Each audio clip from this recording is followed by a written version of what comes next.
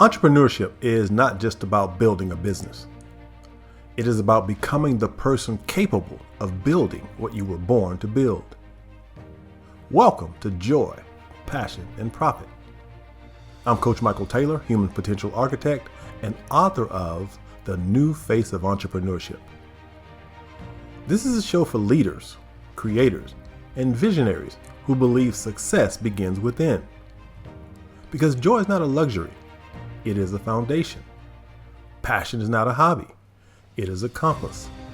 And profit is not the goal, it is the result of value created and lives impacted.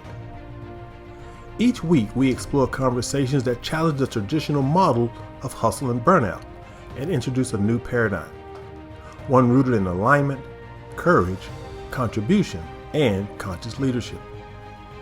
If you're ready to build from the inside out, you're in the right place. This is Joy, Passion, and Profit. Let's begin. Welcome to Joy, Passion, and Profit. This is the podcast for entrepreneurs who know they are here to build more than a business. They are here to build a legacy. I believe entrepreneurship is not just an economic activity. It's a spiritual assignment. It is one of the most powerful vehicles for personal evolution and global impact. We are living in the greatest era of opportunity in the history of the world. Yet the old model of hustle, burnout, and sacrifice is collapsing. A new model is emerging, one rooted in alignment, creativity, contribution, and sustainable wealth. Here, we dismantle hustle culture and redefine entrepreneurship for a new era. Through bold insights and powerful conversations with visionary leaders, we explore the mindset, identity, and inner architecture required to build companies that create impact and income.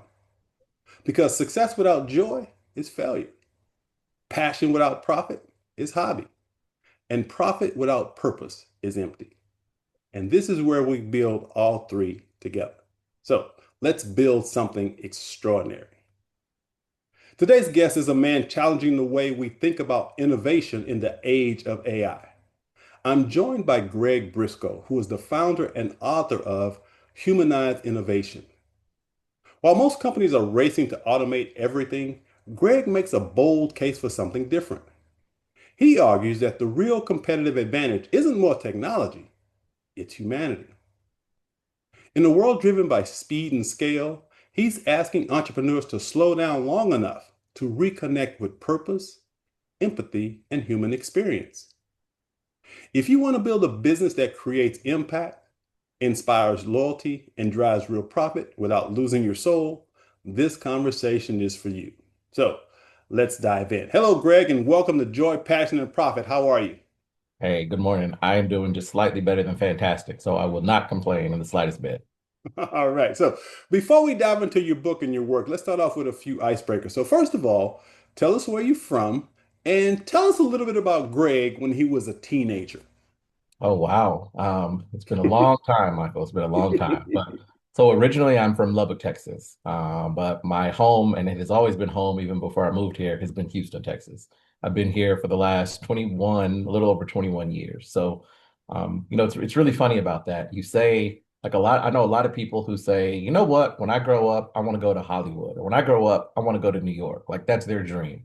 For me, it's always been Houston. Ever since I was 6 years old, I will never forget the first time I came. I was enamored by the lights and the people. And like coming from West Texas, it was all new. And I was fascinated. So actually coming to Houston was a dream fulfilled. So super excited about being here. And when you talk about Greg in his teenage years, that's scary. You know, I think today I can answer that question.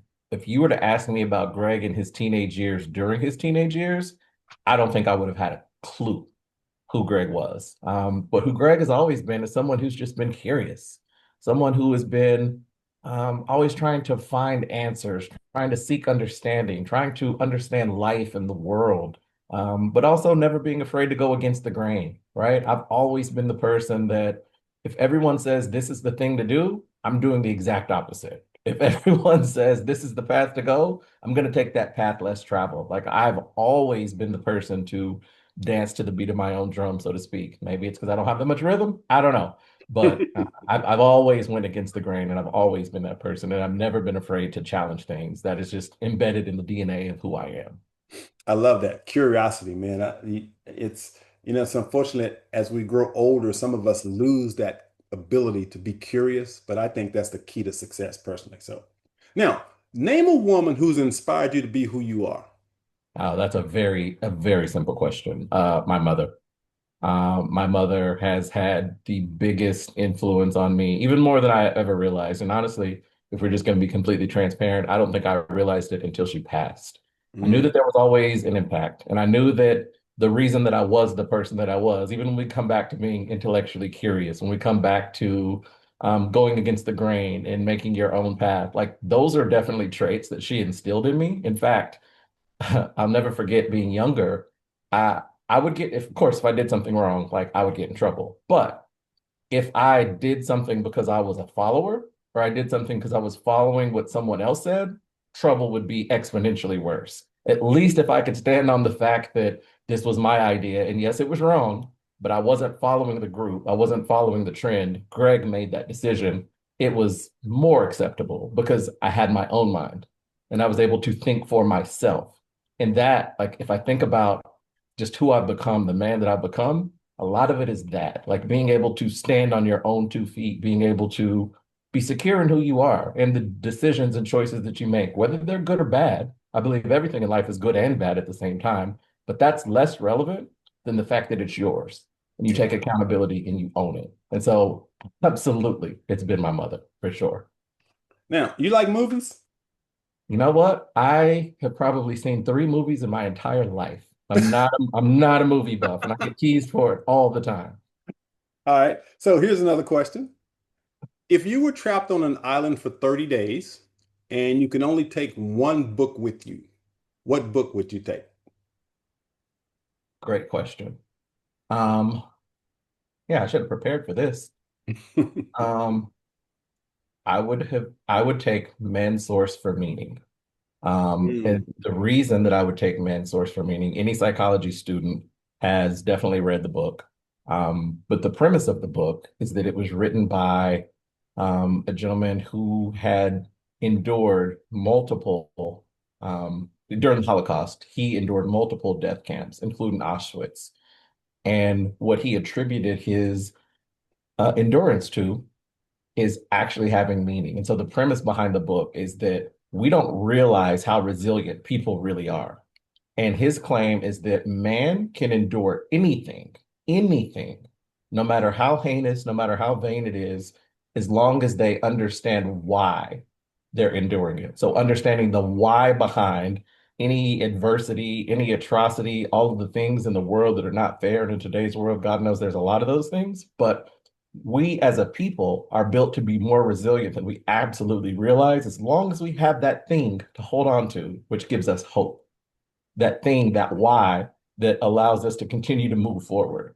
That is what, and if I'm on an island by myself, that's exactly what I need. I need hope. I need encouragement. I need to understand why I'm taking that next step and I'm going to be resilient and I'm going to be successful. So now, that would be my book. yeah, that's Man's Search for Meaning by Frankel. Is that? Yep, Viktor Frankl. Yep. Gotcha. Last question. Are you optimistic or pessimistic about the future in general? Great question. I think a little bit of both. Ultimately, I'm optimistic though. I'm very optimistic because I believe that humanity always wins out. Again, back to the previous question, we are way more resilient than we believe. We're way more resilient than we know. And we have overcome, if you just look at history, I believe nothing's new under the sun. We have overcome insurmountable obstacles multiple times in the history of humanity. And I don't think that that's going to be any different until the end of the world. All right. And at that point, then, we will still overcome. It'll look a little bit different, but we will still overcome. So I am extremely optimistic about the future. Got it. Now, tell us about your company and what you do. Perfect. Yeah. I am a co-founder in a company called Humanize Innovation. And the whole premise behind our organization is to ensure that people remain at the forefront of all of the transformation, including AI, that's going on in the world right now. And so if you think about the world and how quickly the world is changing, some of the smartest people in the world have said this is the biggest transformation in the history of humanity. You have technology that's being created. You have AI that's coming in. It's disrupting every industry in the entire world. Everyone is dumping literally trillions of dollars into AI. But the narrative that you never hear are the people that are behind all of that. And candidly, if you look at it, 85%, according to Gartner, 85% of all AI innovation in the world, every AI implementation in the world, 85% of it fails. And Wow. again, if you ask the smartest people in the world, the Gartners, the McKinseys, the Harvards, every one of them have studies. So there's data to back this up. And it all points back to the reason that it's failing is because of people. At the end of the day, wrong person, wrong seat, doing the wrong thing at the wrong time. Mm. So how do we correct that? That is where humanized innovation comes in. And at the end of the day, we really focus on the people who are responsible for the implementation, the human element, human-centric innovation. That's where the wins are going to come from, right? And then the last thing that I'll leave you with as far as our business, like if you mentioned the word competitive advantage earlier. People think AI is a competitive advantage. At one point, people thought the internet was a competitive advantage. At one point, people thought calculators were a competitive advantage. At one point, people thought typewriters were a competitive advantage. But at the end of the day, all of that technology, eventually everyone's going to have access to it. AI is no different. Eventually, everyone's going to have access to AI. So the real competitive advantage in life as an organization is your people. People are the leading indicator of success and failure in every single organization in the world. And by the way, the degree of that success or failure. So when we focus on the people and we focus on putting the right person in the right seat, doing the right thing at the right time, now we're starting to be able to not only see, but scale success. And that's what my business does. So when you look at current AI conversation in media, what do you think is being misunderstood the most? I think it's definitely just that focus on technology. People think that you can invest, invest, invest. And if you have the newest tech, if you have the greatest tech, then it's phenomenal. People talk about, oh, we are implementing AI. Ask 100 people what that means, you'll get 200 different answers. How can you implement AI if you haven't started with the human systems, the people who are responsible for implementing AI? And so I think that people see this bright, shiny object, and I think a lot of it is fear, right? A lot of it is AI is coming in and we need to figure out how to adapt. We need to figure out how to ensure that it doesn't take our jobs. We need to ensure that we're relevant and we can compete with AI. It's not about competition, right? Competition happens at the bottom, collaboration happens at the top.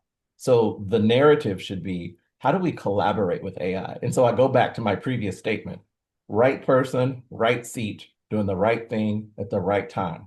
Well, the key to that, AI holds a seat.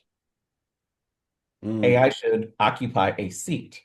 So what are the things that you're responsible for as an individual? What are the things that AI is responsible for to help complement, not replace, but complement what you're doing? And then how do you collaborate so that everyone wins and the organization moves forward? So as long as you allow AI to hold a seat and not be afraid of it, let's embrace it. Now we're starting to make gains. Yeah, see, and I think too many people watch Terminator movies and they see Skynet and AI taking over the world and they're terrified of it and they don't understand it. And of course, the media, I don't know if you've noticed, but recently you've got all these movies and shows talking about the world coming to an end and AI taking over. And this, as you mentioned, I think most of it is fear. And so most people fear what they don't understand. And again, I personally, I am so excited about AI, I can barely contain myself because the advantages that I see, it's amazing how I see technology in general as the great equalizer in 100%. society. Those of us who embrace it are the ones who are going to succeed. So what inspired you to write your book, and what problems were you trying to solve for entrepreneurs and leaders?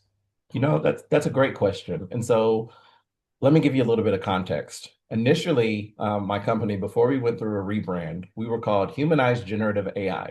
And at the very beginning of that journey, because as you know, my background is in sales. I've been in sales leadership for 20 plus years. And so originally, I thought, you know what? I'm going to help salespeople implement AI in the sales process. It's going to make sales phenomenal.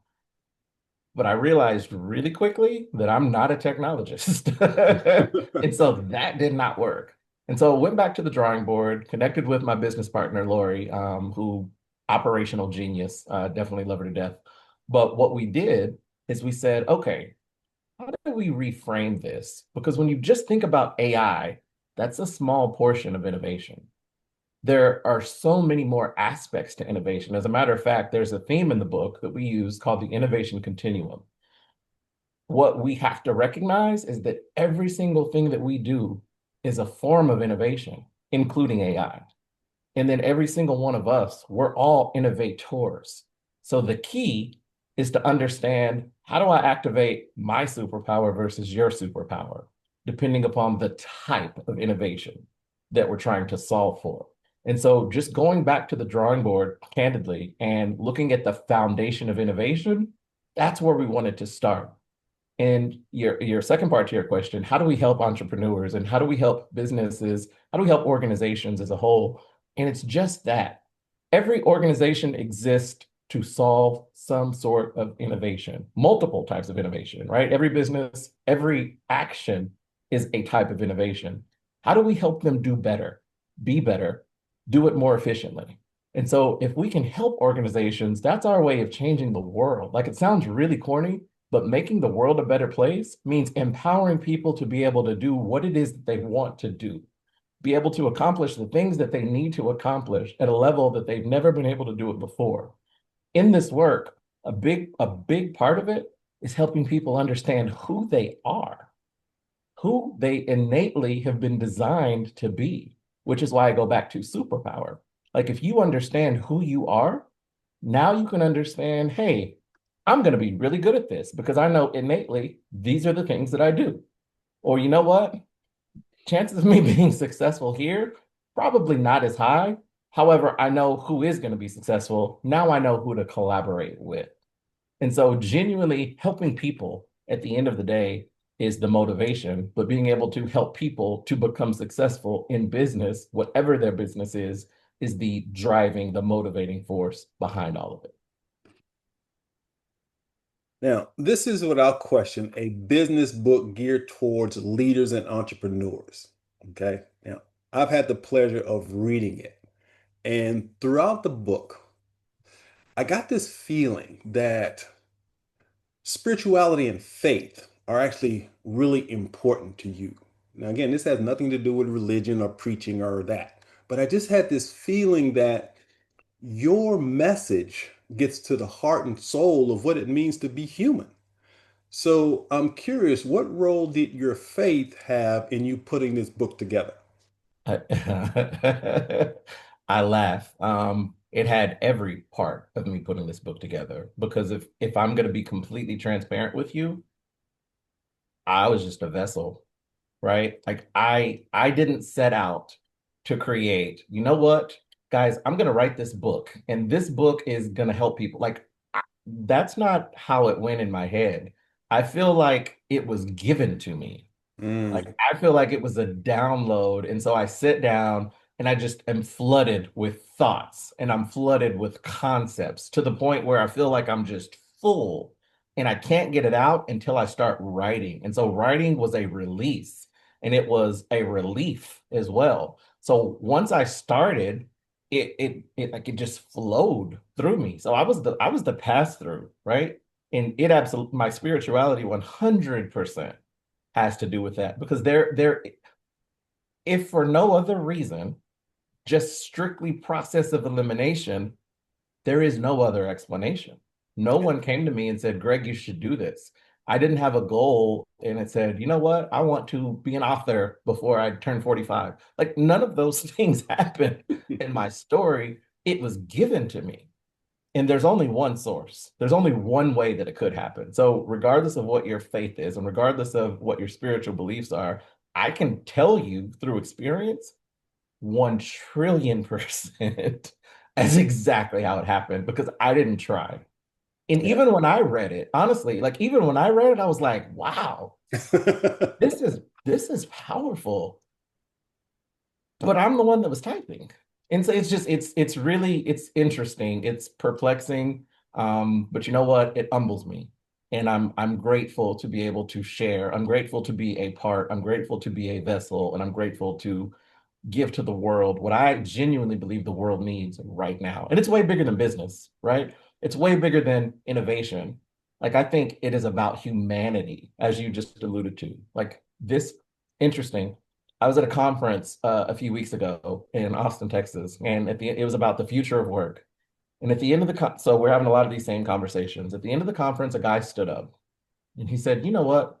I've been sitting here and I listened to you, and I have to be honest, every single thing that you said, it resonated with me. And again, what was placed in my spirit, I asked him a question. And I was like, well, do you know why? And of course, he looked at me as perplexed as you are right now. And he's like, hey, dude, I don't know why. Like, you tell me why. And the answer is because I'm appealing to your humanity. And the reality of the situation is in our business, and I don't say this to brag, but put me in a room with anyone about any conversation in AI in the world. And I promise you, my message is going to resonate for that same reason. Because it's not about AI, it's about humanity. And at all 8.5 billion of us in the world appeals to our humanity appeals to that conversation. That is why I wrote the book. It's my appeal to humanity and to help people find or develop or nurture humanity in a world where I feel like it's being dispersed and it's being eliminated and it's being morphed. Like I want to get back to people understanding the core of why and who we are. Yeah, and I'm absolutely certain that's why you and I have been brought together because I resonate obviously with what you're saying. And I definitely resonate with your story of downloading the book.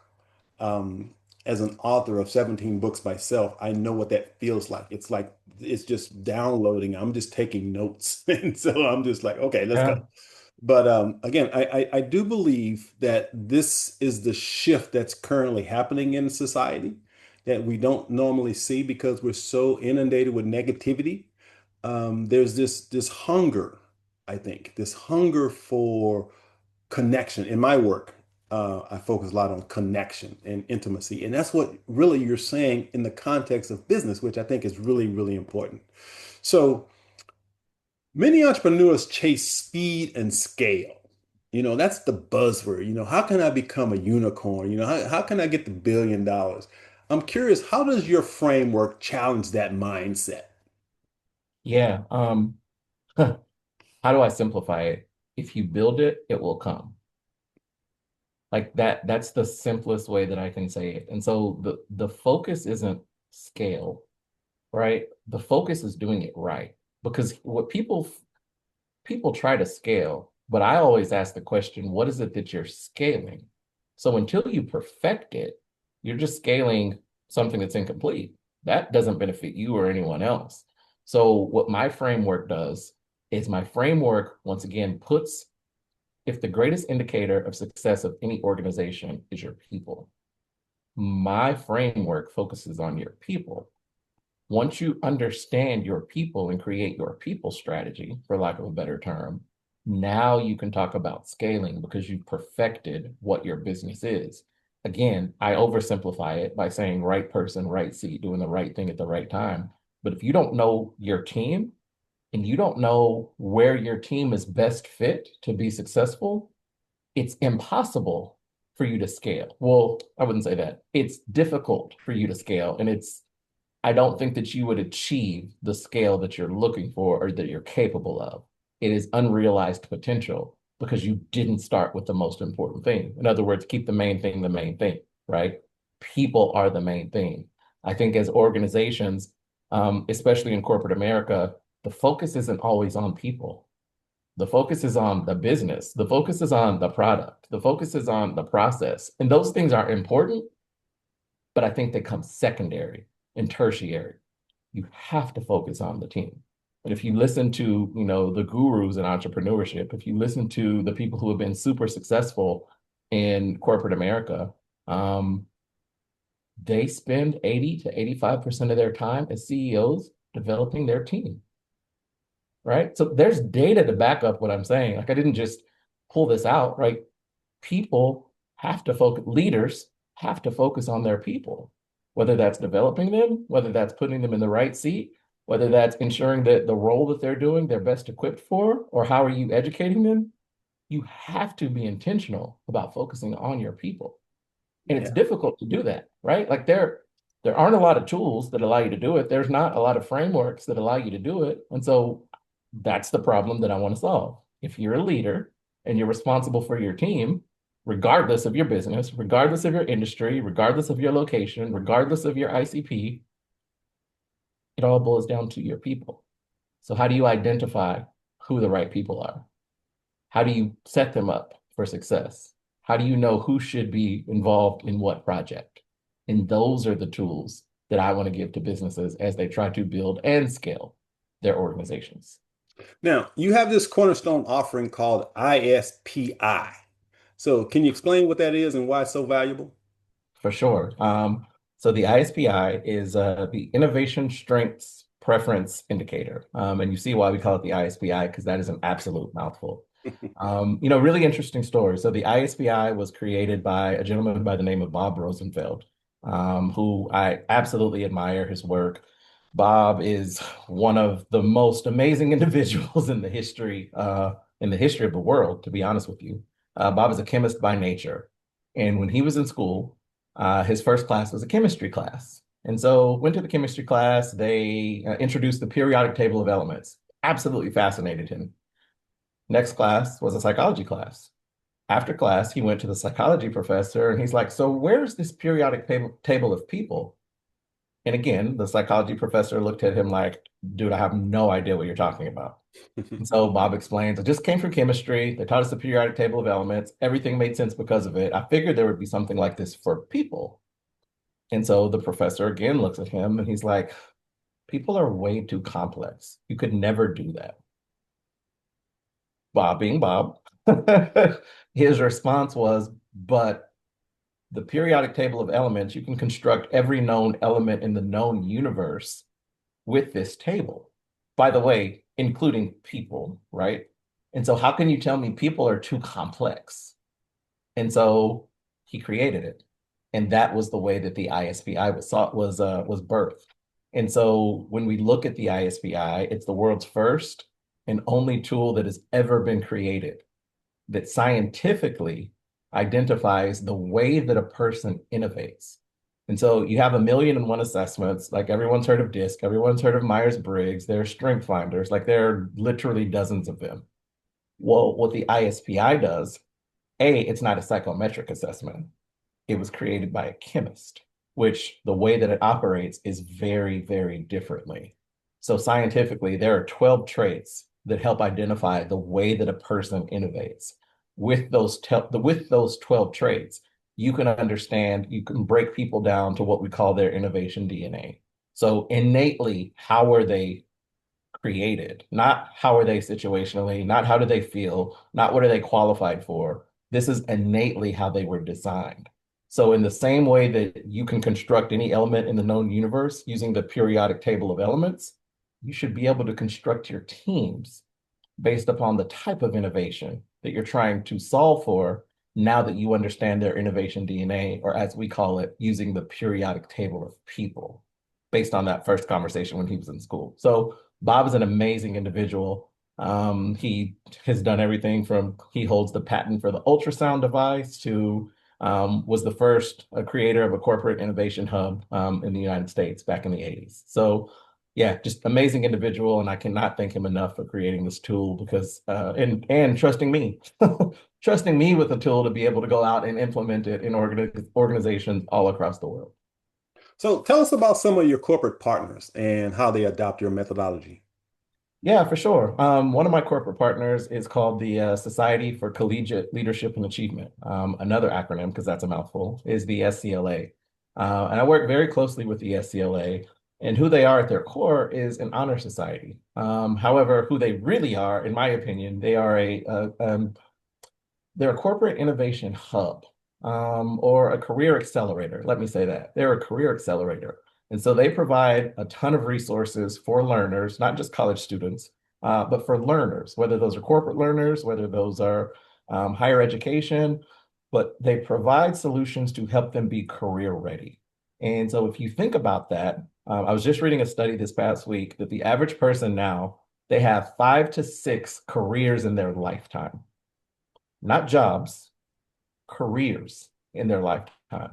So the need for a person to focus on career readiness is a lot higher than the person who went into an organization once they graduated school and then they retired from that organization 40 or 50 years later. That's not the world that we live in anymore. And so to provide those students an opportunity to be successful, guess what the first step is? The first step in their career readiness certification, they take an assessment. They take the ISPI now. Why? Because those students really need to understand who they are and how they innovate. And again, how do they activate their superpower versus the teammates or coworkers or collaborators' superpower? They have to have that basic understanding of who they are. So every member or every student, when they become a member of the SCLA, the very first thing that they do, they take the ISPI, because that is foundational in everything that they're building on their within their career readiness certification. So that's one of my corporate partners. Another one that comes to mind is Stedman Graham. Stedman has built, actually, I thought I did. I had his book somewhere, but he wrote a book called Identity Leadership. And in Stedman's book, it's built off of Maslow's hierarchy of needs. The goal of Maslow's hierarchy of needs is to get to the top of the pyramid, which is self-actualization. Well, he's created a 9-step program in order to help you achieve that. But steps 2 through 9 really don't amount to much if you can't master step number 1. Step number 1, self-identity, Absolutely. understanding who you are. And so if you think about that, and by the way, we've used Stedman's program and the SCLA programming together. So now you've got the ISPI, which allows you to understand your innovation DNA, how you innovate. Now you have Stedman's program that's a framework and allows you to build upon that, because no better way to understand who you are than how you were innately created. And now you have a framework with steps 2 through 9 in order to build upon as a leader, as an individual. So not only are we giving you the what, but we're giving you a how, and we're giving you frameworks to provide. And by the way, those steps are powered by AI. So AI is giving you access and opportunity and building in community to be able to ultimately become the person that you want to have the career that you want to achieve. And so all of these things, like there's such intersectionality in all of these things, but the intersection of the Venn diagram, it's people. Absolutely. It all comes back to the same thing. It's humanity. That's the beauty of all of this work.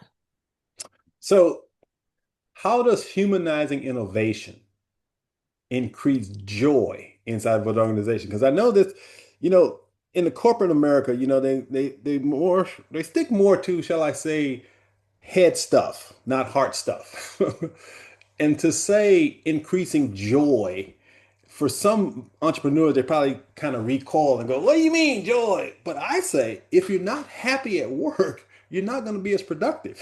So, how does humanizing innovation increase joy inside an organization? Yeah, well, here's how I phrase that, right? It's culture. You're able to understand and build a culture. And I don't mean putting a pool table in the break room. I don't mean having 4-day work weeks, although that's phenomenal. I am definitely pro 4-day work weeks. Um, that's not culture. At the root of culture are people. You can't build culture if you don't understand your people. You can't attract the right people that are going to help enhance your culture if you don't have a way to gauge or assess who people are. So again, it goes back to people. And, you know, how do you ensure that the people that you're hiring, the culture that you're building, they have they're complementary, they're not conflicting. Like, how do you do that?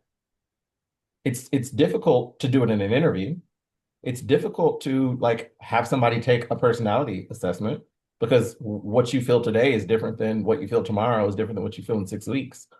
So the only way to do it is we try to put data behind it. You know, when employees are joyful, when they're successful, you know, when employees are joyful, when the organization is hitting their metrics and they're earning the income that they want and they're hitting their bonuses. Like those are the things that make employees joyful. And so it's just ultimately a part of culture. And it's also a part of setting people up for success. That's where humanized innovation comes in. We allow you to understand, and I'm a broken record here, but right person, right seat, doing the right thing at the right time. Organization benefits from that. And guess what? People do as well. Because inherently, people want to be successful. Inherently, people want to be good at their job. They want to do an honest day's work. Not everybody, but I'd argue that the majority of people, contrary to, you know, what the media may say, but I think that the average person wants to do good. And even if that wasn't a true statement, how do you attract the person that wants to do good? How do you identify that that person is someone who wants to do good? Like these things should be embedded in every hiring process. These things should be embedded in every evaluation. They should be in every leadership strategy session. The board should be thinking about the team in the same way. Like, not only is there the assessment, but there's the methodology that goes behind the assessment. And that's where the power of what we're talking about is. With just the assessment, anyone can take an assessment. Like what typically happens is you have an offsite. You have someone comes in and they train and they say, here's this new methodology and it's fantastic. As soon as things get difficult, you go back to the old habits. It's what you know, it's human nature. So, Yeah. how do we embed innovation in your culture, in your organization? Which is why we have a term we call infinite innovation. If we do this the right way, you continue to innovate, and that's the scale that we're talking about. If you do this the right way and you embed innovation into your organizational DNA, everyone innovates. Why? Because everyone is an innovator. Everyone innovates differently. Everyone activates their inner self based upon what type of innovation you're trying to solve for. You and I may not solve for the same innovation in the same type of way, but both are valuable. There's going to be parts in the process that it should be you. There are going to be parts in the process that it should be me. But how do we do that? Like, how do we know that? We give you the data to make those decisions, right? That data doesn't exist anywhere else. And I'm not saying you can't get bits and pieces from other places. Of course you can. But this is the foundation. This is the core. And that's why we partner with these organizations the way that we do. So, can purpose-driven companies outperform purely profit-driven ones? Absolutely. Absolutely. And I go back to Viktor Frankl. It's the why, Mm, right? Why do they exist? If the organization exists for profit, they're going to succeed, but they're also going to plateau because they don't have the vision. They don't have the fortitude to innovate. Like they get laser focused, which is important, right? Focus is important in any organization. But when disruption happens, they're going to find it difficult to adapt. That purpose-driven company, they're always going to remain true to who they are. They're always going to look at opportunities to help promote the purpose. They're going to look at collaboration opportunities, always. So I'm not saying every purpose-driven organization is going to outperform every profit-driven organization.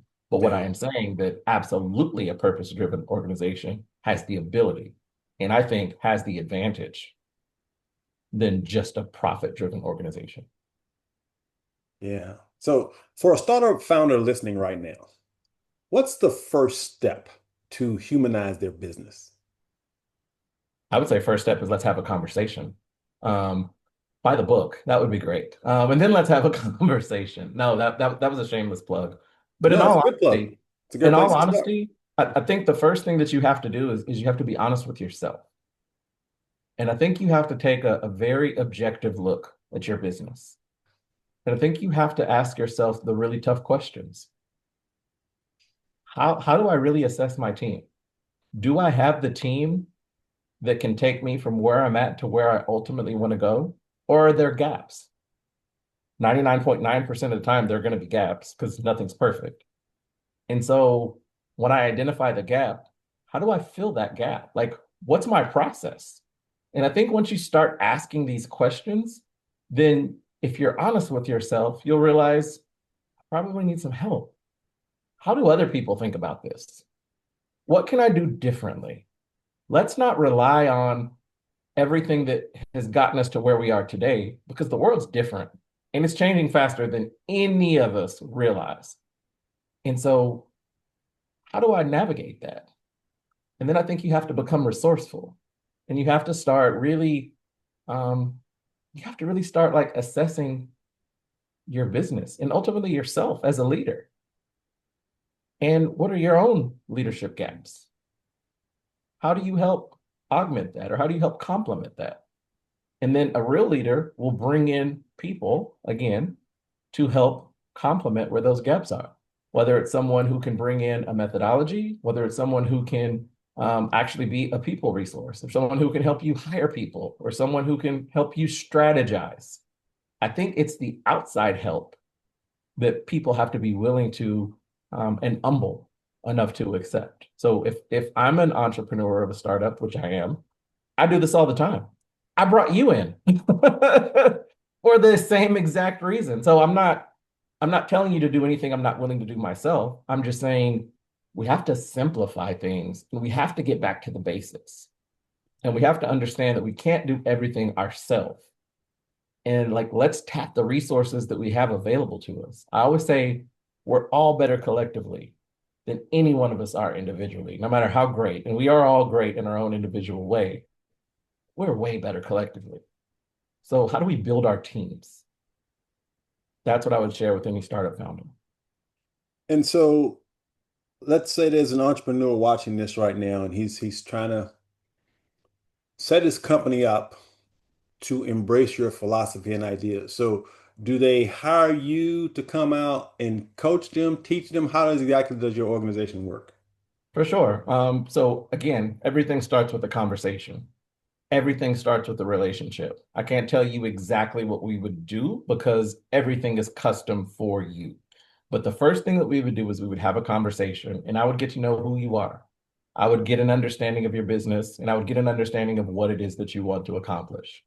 Ultimately, sure, you can definitely hire me. I'm happy to come and implement all of the methodologies that we're talking about. However, another key is I want to ensure that we have certified practitioners who are in your staff. Like you need to have advocates because the way to scale, sure, we have the methodology, we have the processes, we'll do consulting, but I want to train the trainer. I want to teach people within your organization the same thing so that it's not just me responsible. If, God forbid, I go out and get hit by a truck, then what do you do? So I want to be able to train certified practitioners within your organization who are going to be responsible for your organization. So now you have a layer included within your organization. And I will work with your certified practitioners to implement this within your organization. So it's not just me, you'll have my team, but now you'll start building your own team. And now you have people who have they have the experience, they have the background, they have access to all of the resources, and they can ensure your success. In other words, I don't want to give you a fish. I want to teach you to fish. I want to put you in a position that you don't need me. Like that's my goal. I want to sell myself out of a job. And if I do that, you know what? I've been successful. And guess what? So have you. And that's the way that we operate. Now, one of the challenges I see in corporate America is the higher ups, if you will, say, okay, I'm going to send Joe Blow to speak to Greg Brisco about these programs, but they don't buy into what you're trying to teach Joe Blow. How do, Yeah. how do you get Joe Blow to make sure that the higher up is actually going to implement what you're trying to teach? 100%. So that's why we start at the top. You have to have an executive sponsor. You have to have executive sponsors. You have Yeah, to have sponsors at every level, from your executive leadership team to your board, to your middle managers down to the individual contributors. You have to have every level of the organization. You have to have buy-in from every level of the organization, but it has to start at the top. Because absolutely. if it's not executive, if there is not an executive sponsor or executive sponsors, you're never going to get the attention. You're never going to get the funding. And so I will work with Joe Blow to work with whomever is going to be identified as executive sponsors. But you know what? We're going to be in leadership team meetings. We're going to be in the board meetings. Like, we're going to talk about, because we're not talking about implementing a product. We're talking about an operating process for your organization. This is a leadership operating system. And so you have to have buy-in from the top. You just have to, in Yeah, order for it to be sustainable. absolutely. Absolutely. So, as AI and automation accelerate, what risk do businesses face if they fail to humanize innovation? Yeah, great question. Obsolescence. Have you ever heard of Blockbuster?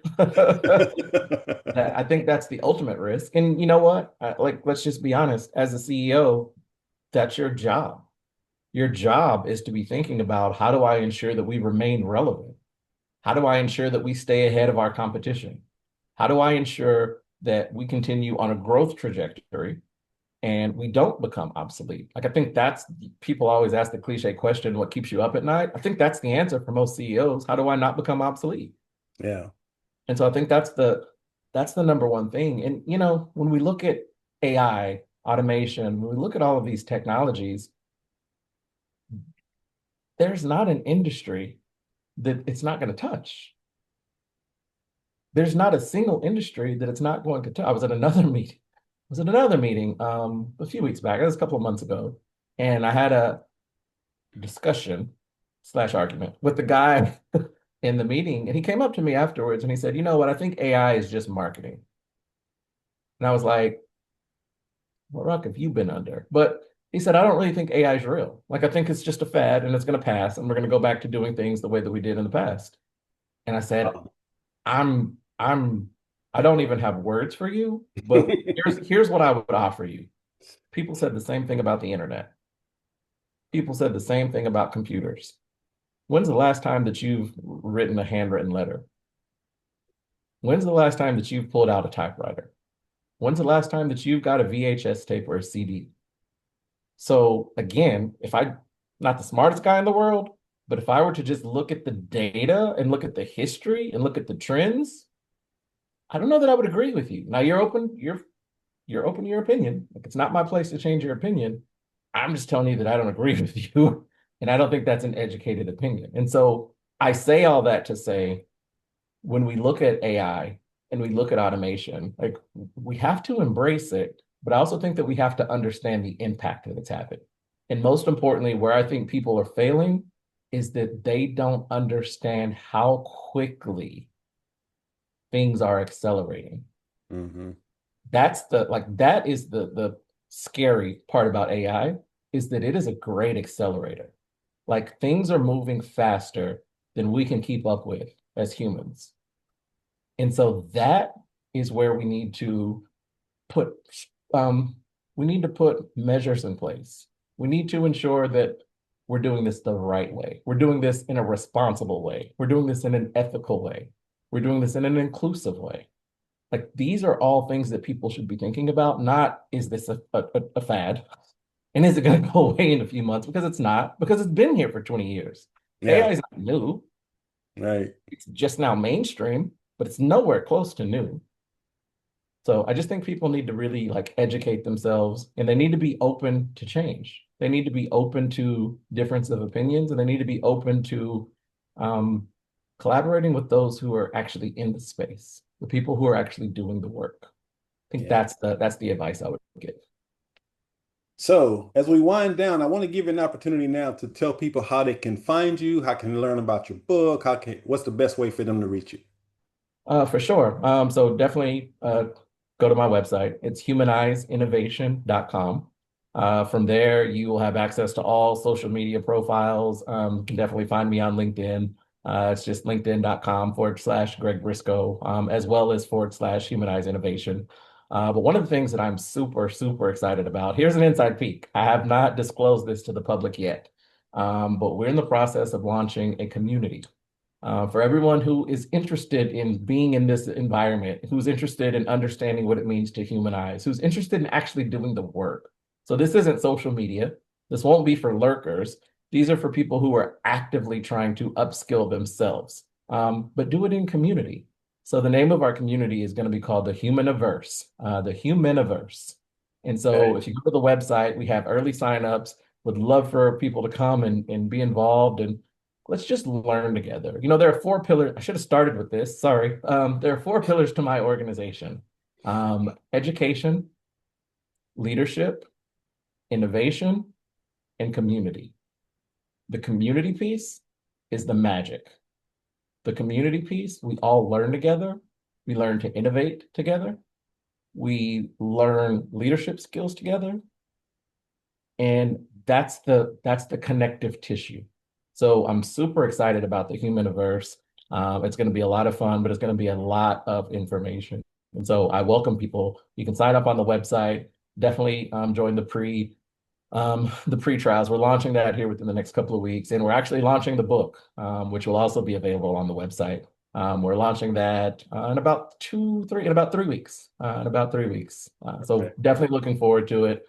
Looking forward to everyone connecting with me, whether it's email, whether it's online, whether it's in person. I'm speaking at a lot of events. My next event is coming up at South by Southwest. Speaking at HBCU AICon, which is going to be on the campus of Houston-Tillotson, and that's actually where we're releasing the book for the first time. So definitely appreciate the support. I appreciate everyone taking time to just understand about humanizing innovation, because I think that's the collective, that's the thing that brings us all together. It connects our humanity, which is ultimately that's just who we are as a culture, as a people. So thank you. Perfect. Well, Greg, thank you for spending an hour with us or so, or actually 45 minutes or so. So again, I wish you continued success in all of your endeavors. And as I mentioned when we first met, there's no accidents. I'm so glad that we've connected. Pleasure is mine. I look forward to it and continued collaboration, my friend. So thanks for joining Joy, Passion, and Profit. And I wish you continued success in all of your endeavors. And remember, entrepreneurship is not just about building a business. It's about becoming the person capable of building the business. So choose joy as your foundation, honor your passion as your compass, and build profit that reflects your value and your impact. Because the world does not need more exhausted entrepreneurs. It needs more aligned creators. So build with joy, lead with passion, and create profit that changes lives, including your own. This is Joy, Passion, and Profit. Let's build a future from the inside out. We'll see you next episode. Thanks.